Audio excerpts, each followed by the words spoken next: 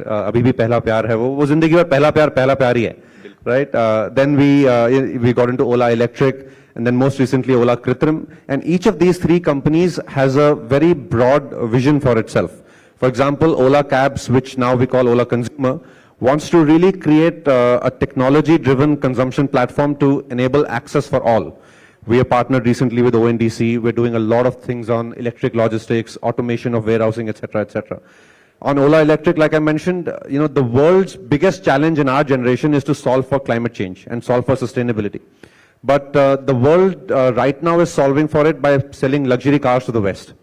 That is a solution only for 1 billion people. The rest of the 7 billion people need a different solution. And India is a great microcosm for the rest of the 7 billion people. And that's what when we set out with Ola Electric, we said we'll build products relevant for India, two-wheelers, three-wheelers, small cars, and the core technology which will enable those products. And that's why once I said, actually, Tesla is for the West, Ola is for the rest. Right? But there's a lot of thought behind that simple statement. Okay, thank you. Okay, the products that companies like Tesla, etc., will build are for the 1 billion rich people. The larger opportunity is to build for the global south, build for India, and then expand to the global south. That's what Ola Electric is doing with our products, and now our gigafactory. We're the first gigafactory in India. Now with Kritrim, which is our most recent company, just December last year, 8 months old, the opportunity and ambition is to build India's AI tech stack. And for too long in India, we have used global technologies without realizing the implication of it. And I'll share some stats with the audience. If you look at the global tech industry in the last 20-25 years is a $30 trillion industry. And we in India have been big beneficiaries of it with the IT services boom. The IT services boom's market cap, 300 billion. 1% of the global tech industry. We have a long way to go. And we need to now dream to be the paradigm setters, not just the people doing the grunt work at the back end. So that's the vision with which we have started Kritrim, to really make India the global powerhouse. And India has actually a lot of strengths and a lot of risks in this journey. The risks are fairly obvious. We use global products. We all use WhatsApp. We all use social media driven by Western companies. All of our products in digital world are non-Indian. But the irony is we generate 20% of the world's data. 20% of the world's data, only about 10% of that is stored in India. So we generate the world's data, given that we are the largest population. Almost all of it is exported out of India. It's processed in global data centers into AI. What is AI? AI is just processed data. So it's processed in global data centers into AI, brought back into India and sold to us in dollars. Right? If you remove the AI here, this whole thing happened 200 years ago. Reverse colonialism. Yeah, exactly. Or colonialism. Right? So this is what is happening today. This is the, the cotton trade of East India Company into AI. The other ironies, we have the largest developer ecosystem in the world. We have the largest chip design ecosystem in the world, and Nivriti was here, she will attest to that. Like we say, every diamond comes through Surat. Similarly, every chip comes through India, but there is no Indian chip. Our digital ecosystem is full of ironies like this. That's what Kritrim aims to change by working with the ecosystem. I have to build on that. You've given us one viral moment already. But it's interesting you say that, because in the tech and auto community, we've been viewing everything you've been doing for the past couple of years, and it's fascinating. You gave us a very good phrase out there in terms of Teslas for the West and Olas for the rest. We'll build on that. I'm sure Saurav will grill you on the numbers as well. But what's fascinating, Bhavish, is there's a gentleman in the US named Elon Musk. He has an uncanny, peculiar style of dressing, a very cool way of addressing his audience, building a community, takes on big tech and social media. So can I safely say, if Elon is for the West, Bhavish is for all of us? I am just myself. I'm much younger to him. He is somebody who we all look up to. But, I don't know why he does the businesses I do. he should try something new for a change. Let's probe you a little bit on this big tech. Sorry, I'm serious about it. I started Kritrim before he started his AI venture. That's true. And of course, we prefer the kurta pajama any day to the leather jacket. If Silicon Valley people can wear leather jackets and black polo t-shirts, why can't we wear a kurta? Absolutely. Right? And have long hair. But we've seen this part of you even on LinkedIn when you started this whole talking about woke and how it is the this woke culture, your views against it.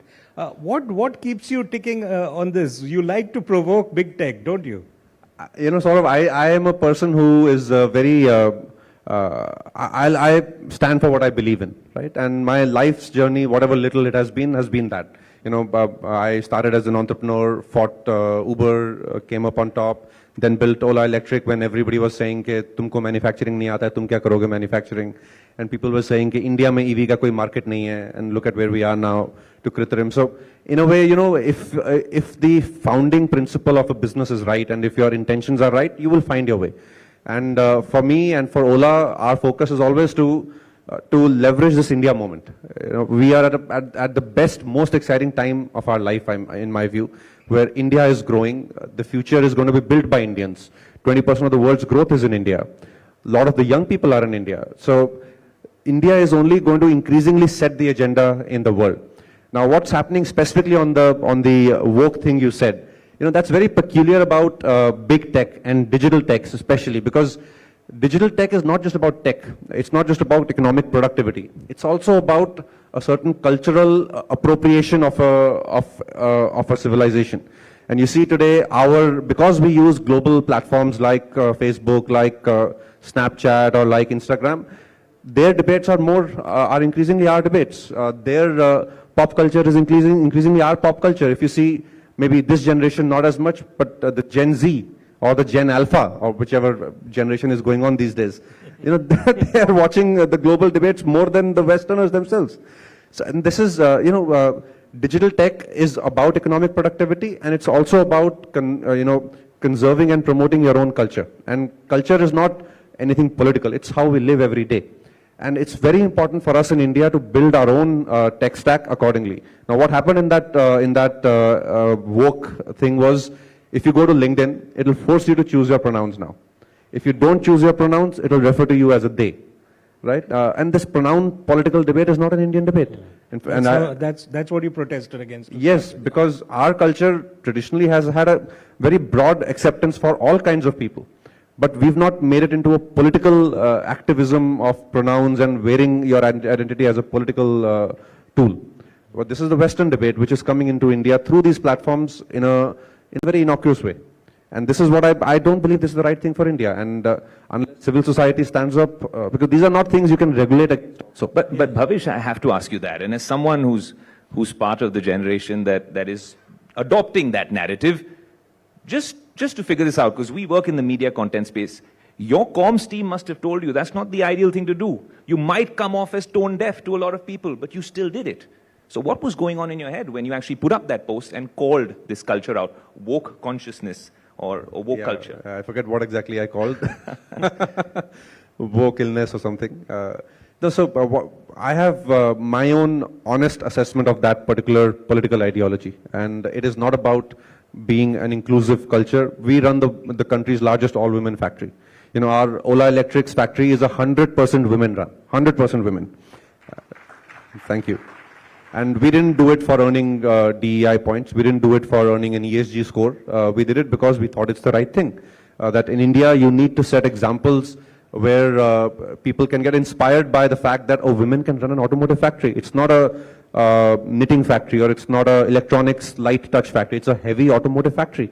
And we there have now almost 5,000 girls who are running the show. Now, given that we are very honest and clear about how we want to focus on diversity and our efforts, genuine efforts towards it, some of these things which are Western imports don't sit well. And while the PR team might say कि ये सही नहीं है, but when did an entrepreneur listen to their PR team? Bhavish, we'll carry on with the questions, but as you had said that you're open to taking questions even from the audience. I think my colleague Siddharth Zarabi wanted to ask you something even as we talk.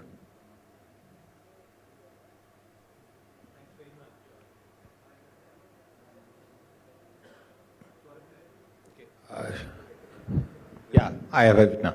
Thanks very much, Saurabh. In the context of what you've been doing in AI, I just wanted to ask you, it's taken us 5 years to come up with the draft and finally the act of digital data protection. Hopefully the rules will be notified very soon.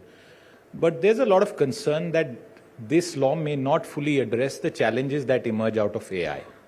Since you are so heavily invested in that, what are your thoughts about AI and data protection and things like avoiding bias and protecting the core rights of Indians in an AI era?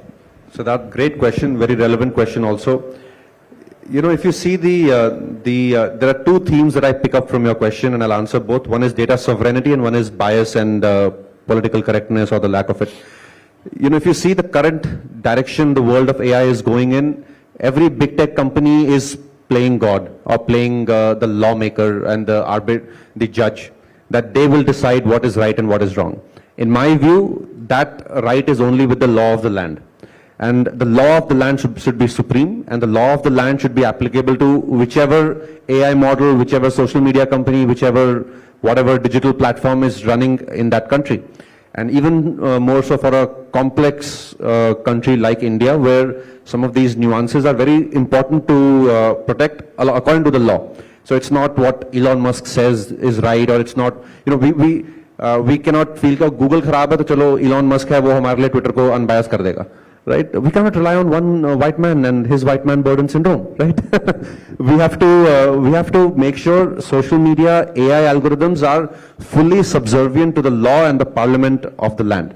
Now that will need some policy, that will need global leadership, thought leadership from the Indian government and the Indian tech ecosystem, because this is not the way the world is going. The world is, like the US ecosystem is not moving in this direction. The Chinese ecosystem is not moving in this direction. The Europeans are not moving in this direction.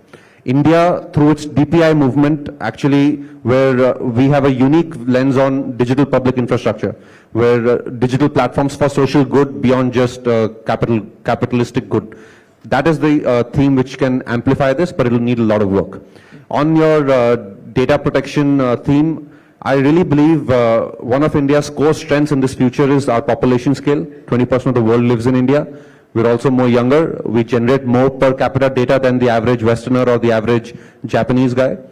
This data scale is our strength, and we need to bring strong policy and implementation of policy on data sovereignty, data residency, data management in the country, data decision making in the country. It's not just about the data sovereignty layer. The whole stack of data management needs to be through policy and through implementation brought into India.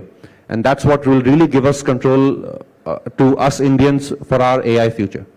Bhavish, let me come back to what the markets are loving, the Ola Electric, stock, and your recent big bike launch. Now, again, true to your nature of being a disruptor, you've disrupted it on the pricing front as well.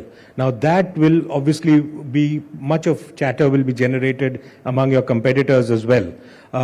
Where do you see volumes in that sense on the bike side, given the fact that overall you will be snatching volumes from some of the competitors? Is the overall pie growing enough, and what's your sense on that?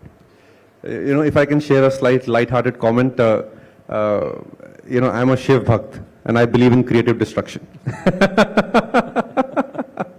Yeah, so because that's the way of startups also. Yeah, you have to disrupt to create something new, and startups are all about that. Now with bikes, if you look at India's EV movement in the last 3 years, Ola Electric is a 3-year-old story only, and in 3 years we've gone from 0 sales to today, listing the company being whatever $7-8 billion in market cap in just 3 years. And that's not because something we did, it's just because the Indian consumer was ready for a great product at the right price point. We started our journey with the scooter, the scooter segment, from the premium scooters, and then moved down the stack into more mass market scooters. And today we have a portfolio of about 5-6 scooters. The next phase, the next EV frontier in India is going to be the motorbike. There is action happening in cars, etc., but what low scale pe chal raha hai. Cars is going to be the next phase after this. But before that, motorbikes is the next phase. Motorbikes make up about 2/3 of the two-wheeler market in India. A lot of Indians still rely on motorbikes, rural areas, urban areas, men, even increasingly more and more women in urban areas. Motorbikes is the big thing to tackle now. We have in the last 3 years built a lot of our supply chain, a lot of our manufacturing technology already for scooters, and all of that scales very nicely into the motorbike. The 4680 cell, for example, our own cell, the Bharat cell, that is common in the scooter, in the motorbike, and any other future products. So a lot of this cost efficiency that we get from the supply chain just easily scales into motorbikes. And लोगों को अब तक पता चल जाना चाहिए कि मैं pricing कैसे करूंगा. I don't know why people are surprised. Bhavish. That's true, but I'm talking about what kind of volumes are you looking at? See, the thing about motorbikes is going to be 3 साल पहले EV के बारे में कोई जानता नहीं था जब स्कूटर शुरू किए. अब सबको ईवी के बारे में पता है. So the customer education is going to be much faster. People are already anticipating a product in motorbikes. People want to see electric motorbikes. People have already understood the proposition of electric, that it's cheaper to operate, and now the upfront cost is also equal to an ICE vehicle. So people are more ready and more willing to adopt now. And you've already done that on the scooter side. Absolutely, and we are only going to build on top of that. Bhavish, I want to get to Bharat Cell and the Gigafactory and Krutrim as well, but very quickly, I think Rahul wants to ask a question from the audience. Bhavish, you've just become a billionaire. How do you intend to spend your money? I saw that when you'd gone to the washroom, a lot of people were chasing you even there for selfies. So you're quite a youth icon at this moment. How are you dealing with your new popularity and fame? And the pressures of now being in the public markets, right? Which are very different from having your own money, doing with it whatever you want. You were telling me earlier that you've never invested in the stock market before this. This is your first experience. So can you explain that and tell us a little bit about that? I find that tough to believe that you've never invested. This is the first time you're dealing with the stock markets. Individually as an investor, you've never bought a stock, right? Rahul, absolutely. I have never bought a single share in my life. I have only built value in the shares through my companies. I have never invested in the stock markets directly or through any wealth manager or anything. I have never done that. In me and my wife together, we've never done that. Whatever money we had taken off the table as liquidity so far was all in like a savings bank account and FDs or whatever. Yeah, because the finance minister will be happy to hear that. But now I'm learning the ways of the market. Now, obviously, I do intend to, now that I have some more liquidity, I do intend to make some smart bets in the market as I go along. But no, but to your question, I think, all this net worth and all is just a notional number. It's not like मेरे bank account में वो पैसा है या फिर मेरे को कोई कुछ करना है उससे. I still spend and I hope to spend all my weekends in my factory working on new products with my engineering teams, building new things. That's what gives me satisfaction and that's what drives me that's what drives me. And if I can call it, that's my swadharm कि मुझे अपना जो मुझे अच्छा करना आता है, build technology, build products using technology, I want to contribute with that. So what are you looking to buy or spend your money on with all the dollars that you've just got notionally? How do you intend to spend the money? More factories, more data centers, more tech, more AI. More tech, more AI. Bhavish, the gigafactories as well. And this is one question I wanted to ask you early on. With the Bharat Cell, which you showcased at the keynote very recently, it's no mean feat. The nomenclature, the fact that it's being made in India, and it's something that the world hasn't seen before. How crucial do you think that is to your plans of putting Ola and India on the global map? And really, that the EV hub that you're talking about, that really translates to reality with that. Ayush, a very relevant and important question. One of the big changes in our life is the energy paradigm is going from a petroleum paradigm, which was a mining and refining paradigm. You used to mine petroleum and refine it, or mine the oil, take out the oil and refine it, and then burn it. This was the energy paradigm of our last 100 years. It's going from that to renewable generation and energy storage. And energy storage and renewable generation is not a mining, refining and burning paradigm, it's a technology paradigm. And that's where India has an opportunity overall to really get into the cutting edge of this technology revolution. This, just like semiconductors is all about technology, it's not about silicon or the sand. Similarly, lithium is not about the commodity called lithium. It's about the way you build technology, the way you build chemistry, the way you build the physics around it to really create products and sell technology which is cutting edge. So when we set up our cell effort 4 years back when we started Ola Electric, that's when we set up our cell effort, we decided that we will build the frontier technology in cell. Not just the current, we will not license technology from China or elsewhere, we will not just use some old generation of technology, but we will build what 4 years ago we felt was the frontier tech, and that was the 4680 format. It's much bigger, more energy dense, much faster to charge, And then from here on, we can go into solid state cells, etc., which are the holy grail of energy storage in modern world. And that's what we've done. We are now set up India's first gigafactory. For stats, for the audience, the world has about 2,000 gigawatt hour of production capacity. Almost 90% of that is in China in terms of cell production. India has 1.5 gigawatt hour, that is mine. I do hope to set up about 100 gigawatt hour through the course of this decade. Hopefully other people also set up more. So India, for its own energy transition in grid storage as well as automotive, will need about 1,000 gigawatt hour over by end of this decade or early next decade. And we should aim to build all of that in India and actually have more to sell to the world. One question linked to the 4680, Bhavish, as we wind up, is essentially how, since you are now going to start, all your new bikes will be coming, or scooters will be coming out with the 4680 from 2025, you said that. How much of a pricing difference again will that make, since you're now making your own battery? And also life after the FAME subsidy, just coupling that together. Both. See, on the cell is the costliest component of an EV. It's the heart of an EV.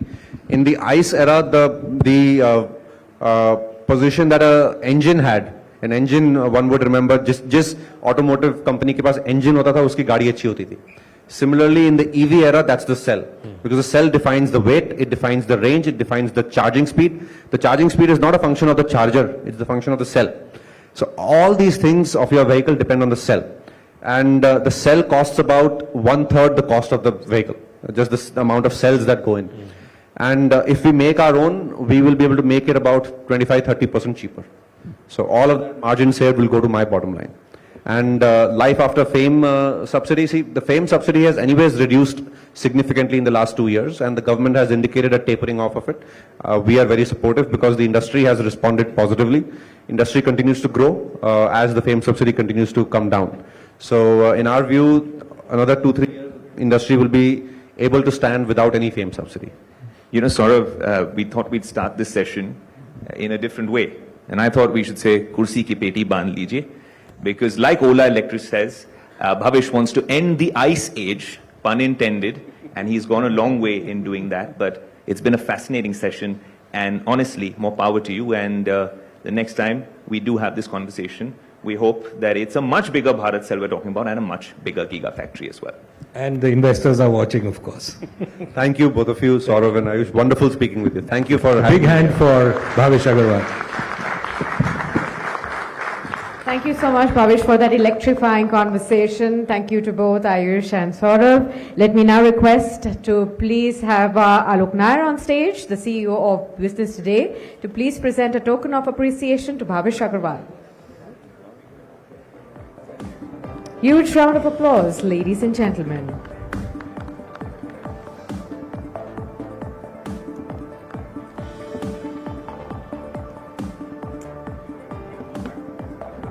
A photo up, please. Thank you so much. Big hand, ladies and gentlemen.